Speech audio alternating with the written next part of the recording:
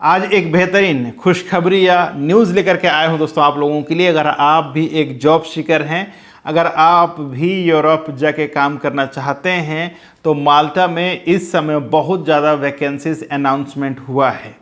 किसी भी सेक्टर में आप काम करते हैं, आप माल्टा में जाकर के काम कर सकते हैं। माल्टा में जाकर के काम करने के लिए आपका एजुकेशन मिनिमम 10th होना चाहिए दोस्तों। अब 10th से बिलो वालों को जॉब नहीं मिलने वाला है माल्टा में। अगर हम बात करें हॉस्पिटैलिटी एंड टूरिज्म मैनेजमेंट का, तो अगर आप हॉस्पिटैलिटी एंड टूरिज्म मैनेजमेंट में काम करना चाहते हैं तो आपका एजुकेशन मिनिमम 10th होना चाहिए।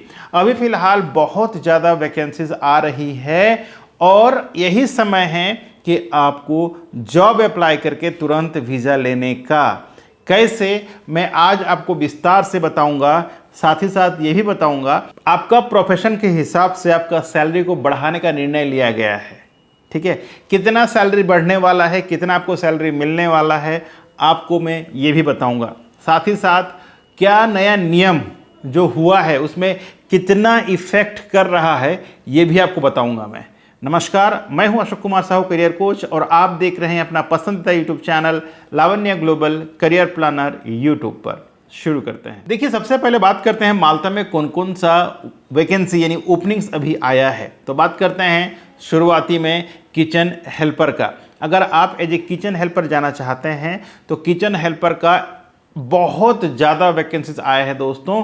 लेकिन इस जॉब में जाने के लिए आपको स्किल असेसमेंट पास करना होगा।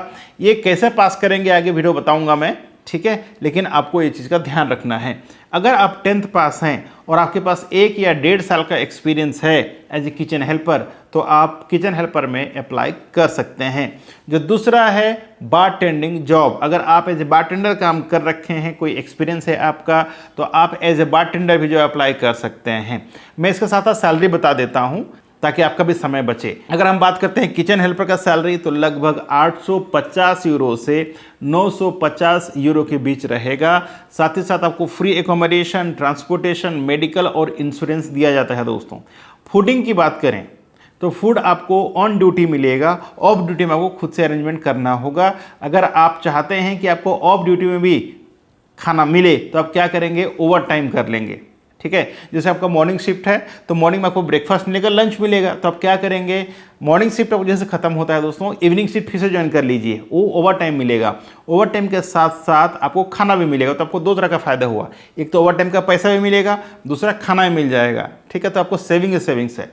जो दूसरा मैंने बात किया बारटेंडर का, तो बारटेंडर में भी सिमिलर जॉब आपको करना पड़ेगा। बारटेंडिंग का काम करने के बाद अगर आप सोचते हैं कि नहीं मुझे होटल में ही खाना है, बाहर नहीं एक्सपेंड करना है, तो आप ओवर टाइम कर सकते हैं। ओवर टाइम करेंगे तो आपको एक्स्ट्रा पैसा अर्निंग होगा, साथ ही साथ आपको खाना भी फ्री में मिल जाएगा। बारटेंडर का सैलरी दोस्तों 1000 यूरो से लेकर के 1200 यूरो पर मंथ है। इसके अलावा आपको मिल जाता है टिप, सर्विस चार्ज, बोनस हर 3 महीने में एक बार मिलता है, और इंसेंटिव क्या है, आपको एक सर्टेन अमाउंट का वो सेल होता है दोस्तों, उससे अगर आप ज़्यादा कराते हैं, ठीक है, तो आपको उस अमाउंट से कुछ इंसेंटिव मिलता है। और ये ह्यूज अमाउंट होता है, ठीक है, छोटा मोटा अमाउंट नहीं होता है अगर आप बार में काम करते हैं। बार वेटर का भी सिमिलर जॉब होता है दोस्तों। बार वेटर का भी आप सैलरी की बात करें तो 900 से 1000 यूरो का सैलरी है। सारे फैसिलिटीज सेम हैं और यहाँ भी आपको इंसेंटिव मिल जाता है। जो तीसरा जॉब है दोस्तों वो है वेटर का। अगर आप F&B अटेंडेंट का काम किए हैं, अगर आपने होटल मैनेजमेंट डिप्लोमा या डिग्री किया है या नहीं भी किया है, लेकिन आपका कुछ एक्सपीरियंस है इंडिया से या अब्रॉड से, ठीक है, तो आप इस जॉब में अप्लाई कर सकते हैं। सारे जॉब्स का जो एज लिमिट्स है वो है दोस्तों 21 साल से लेकर के 45 साल के बीच होना चाहिए। अगर आप 45 के प्लस हो गए हैं तो आप अप्लाई नहीं कर सकते। जो नेक्स्ट वैकेंसीज हैं वो है house keeping attendant, house keeping supervisor और हाउस कीपिंग एसोसिएट। ये 3 में डिफरेंस क्या है, हाउस कीपिंग अटेंडेंट आप रूम बनाएंगे, ठीक है, और हाउस कीपिंग एसोसिएट जो है वो पब्लिक एरिया में काम करेंगे दोस्तों, और हाउस कीपिंग सुपरवाइजर जो है वो सुपरवाइज करेंगे। तो तीनों का जो सैलरी है वो अलग अलग है। अगर आप as a housekeeping supervisor apply करते हैं तो आपका सैलरी 1000 से 1300 यूरो होने वाला है। अगर आप अटेंडेंट अप्लाई करते हैं तो 900 से 1000 होने वाला है। और अगर आप एसोसिएट यानी पब्लिक एरिया अटेंडेंट में अप्लाई करते हैं तो आपका सैलरी 800 से 900 के बीच होने वाला है, यानी यूरो की बात कर रहा हूँ मैं। और जो भी सैलरी बात कर रहा हूँ मैं, ये 1 महीने का है दोस्तों, आप 1 साल का मत सोच लीजिए, ठीक है। 1 महीने का सैलरी है। इसके अलावा अगर ओवर टाइम करते हैं तो उसका आपको अलग से इनकम मिलता है। अब आप एक क्वेश्चन पूछ सकते हैं कि हाउसकीपिंग कहाँ पर ओवर टाइम करेगा? हाउसकीपिंग का काम तो सुबह 10 बजे से लेकर के शाम 6 बजे तक ही रहता है, बाकी तो फिर अलाउ नहीं होता है गेस्ट रूम में। तो दोस्तों आप क्या कर सकते हैं, F&B सर्विस में काम कर सकते हैं, बैंक्वेट में काम कर सकते हैं, ठीक है, इवेंट्स में काम कर सकते हैं। तो वहाँ आपको अलग से आपको ओवर टाइम मिल जाता है, बट सेम होटल होना चाहिए, ठीक है, तो आप ज़्यादा इनकम कर सकते हैं। जो अगला वैकेंसी दोस्तों वो है किचन में। किचन में आपका कॉमी 1 है, कॉमी 2 है, कॉमी 3 है, DCDP का है, CDP का है, CDC का है। ओके, तो इसमें भी बहुत सारे वैकेंसीज हैं और इसमें का जो सैलरी है दोस्तों फिलहाल जो ऑफर किया जा रहा है वो 1200 यूरो से लेकर के 1800 यूरो के बीच रहेगा। ये डिपेंड करेगा कि आपका पोजीशंस क्या है। साथ ही साथ आपको free food, accommodation, transportation, medical, insurance भी मुहैया किया जाता है। अब यहाँ पर भी ऑन ड्यूटी मिल रहेगा, ऑफ ड्यूटी के लिए आपको खाना नहीं मिलेगा, ऑफ ड्यूटी के लिए आपको खुद को अरेंजमेंट करना होगा। बहुत लोगों का ये मानना है कि भाई माल्टा जब जाते हैं तो एकोमोडेशन का बहुत ज़्यादा खर्चा होता है, तो बिल्कुल नहीं मेरा दोस्त। होटल लाइन में आपको एकोमोडेशन फ्री में मिल जाता है। ऐसा कुछ परसेंट होटल हैं जो एकोमोडेशन नहीं देते, होटल तो देते हैं लेकिन जो स्मॉल रेस्टोरेंट्स होते हैं वो आपको एकोमोडेशन नहीं देते हैं। अगर वैसे में काम करने जाएंगे तो डेफिनेटली आपको नहीं मिलेगा, लेकिन अगर आप कोई अच्छा ब्रांडेड रेस्टोरेंट्स में काम करने जाते हैं तो आपको डेफिनेटली एकोमोडेशन मिलेगा, क्योंकि होटल्स लाइन में अगर काम करते हैं तो आप दुनिया के किसी भी कोने में चले जाइए, मैक्सिमम होटल एंड रेस्टोरेंट्स या रिसोर्ट या पब हो आपको एकोमोडेशन मुहैया कराते हैं। तो एकोमोडेशंस को लेकर के आपके मन में कोई दुविधा या क्वेश्चंस था होगा, वो क्लियर हो गया होगा। अब बात करते हैं इसमें डॉक्यूमेंट्स क्या क्या चाहिए। तो डॉक्यूमेंट्स आपको यूरोपा CV, कवर लेटर, आपका अभी तक जो भी एक्सपीरियंस है उसका experience letter, education certificate scan copy और एक पासपोर्ट साइज फोटोग्राफ।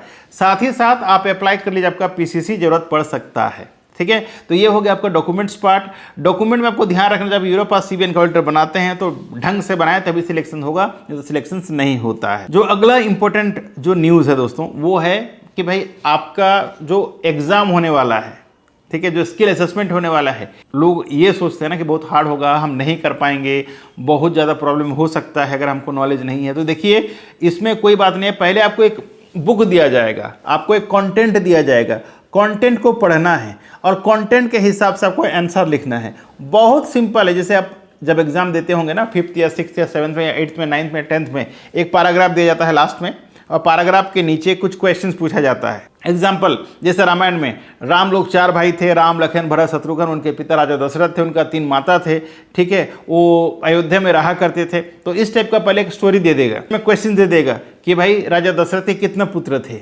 राजा दशरथ के कितने स्त्रियाँ थें, राम के कितना भाई थे, ऐसे कुछ क्वेश्चंस आएगा जो आपको उसमें से पढ़ के आंसर देना है। तो बहुत ही आसान है, बस आपको थोड़ा समझना है, राइट। तो ऐसे 3 मॉड्यूल होते हैं दोस्तों, 3 मॉड्यूल पास कर लेते हैं आप, फिर आपको VFS ग्लोबल में स्लॉट बुक करना होता है।